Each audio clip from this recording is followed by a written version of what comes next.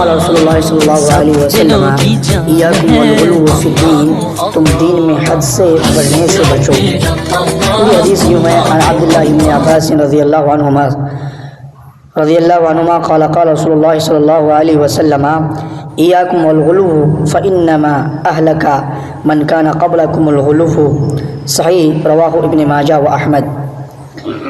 حضرت عبداللہ ابن عباس رضی اللہ تعالیٰ عنہما سے روایت ہے کہ رسول اللہ صلی اللہ علیہ وسلم نے فرمایا کہ غلو سے بچو، تم سے پہلے لوگوں کو غلو ہی نے ہلاک کیا ہے۔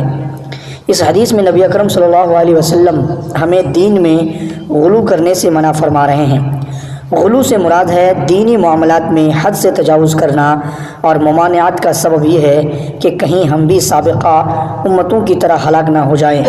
جب انہوں نے اپنے دین میں غلو کیا اور اپنی عبادت میں حد سے تجاوز کر گئے تو اللہ نے ان کو ہلاک کر دیا۔ لہذا ہمیں چاہیے کہ ہم غلو سے بچیں اور نبی اکرم صلی اللہ علیہ وسلم کی حدیث کے مطابق عمل پیرا ہونے کی کوشش کریں۔ سبحانک اللہم و بحمدک، اشہد ان لا الہ الا انت، استغفرک و اتوب الیک۔